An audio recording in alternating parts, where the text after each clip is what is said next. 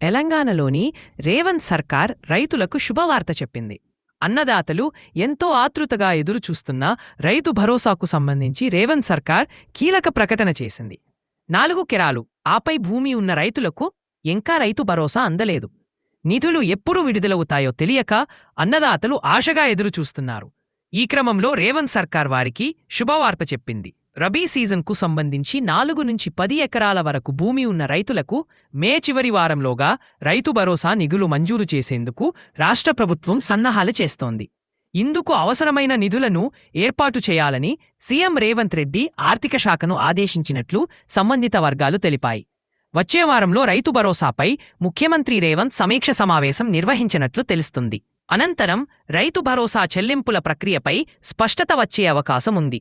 ఇక రాష్ట్ర ప్రభుత్వం జనవరి 26న తేదీ గణతంత్ర దినోత్సవం సందర్భంగా రబీ సీజన్కు సంబంధించి రైతు భరోసా కార్యక్రమాన్ని అమలు చేసింది. మొదటి దశలో భాగంగా రైతుల అకౌంట్లలోకి నిధులను జమ చేశారు. రెండో దశలో ఫిబ్రవరి 5న, మూడో దశలో ఫిబ్రవరి 11న రైతు భరోసా నిధులు విడుదల చేశారు. మొదటి 3 దశల్లో 4 ఎకరాల వరకు భూమి కలిగిన రైతుల ఖాతాల్లో మాత్రమే డబ్బులు జమ చేసినట్లు ప్రభుత్వం వెల్లడించింది. 4 ఎకరాలు ఆపై ఉన్నవారికి రైతు భరోసా నిధులు ఇంకా అందలేదు. ఈ క్రమంలో వారందరికీ రైతు భరోసా నిధులు ఇవ్వాలని ప్రభుత్వం భావిస్తున్నట్లు తెలిసింది. వీటిని కూడా దశలవారీగా రైతుల ఖాతాల్లో జమ చేయాలని సర్కార్ భావిస్తున్నట్లు సమాచారం.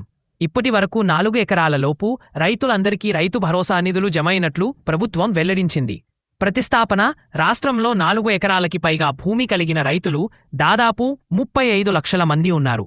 రబీ సీజన్కు సంబంధించిన వారంతా రైతు భరోసా నిధులు కోసం ఎదురుచూస్తున్నారు. మే చివరి నాటికి వారి ఖాతాల్లో ఈ నిధులు జమ చేయనట్లు తెలుస్తుంది. ఇక ఈ ఏడాదికి సంబంధించి ఖరీఫ్ సీజన్ జూన్లో ప్రారంభం కానుంది. ఈ క్రమంలో ప్రభుత్వం జూన్ నెల వరకు రబీ సీజన్కు సంబంధించిన చెల్లింపులు పూర్తి చేయాలని భావిస్తుంది. ఆ తరువాత జూలై నుంచి ఖరీఫ్ సీజన్కు సంబంధించిన రైతు భరోసా నిధుల చెల్లింపు ప్రక్రియను ప్రారంభించాలని ఆలోచిస్తున్నట్లు సమాచారం. ఈ అంశంపై నిర్ణయం తీసుకునేందుకు త్వరలోనే సీఎం రేవంత్ రెడ్డి అధికారులతో సమావేశం కానున్నారు.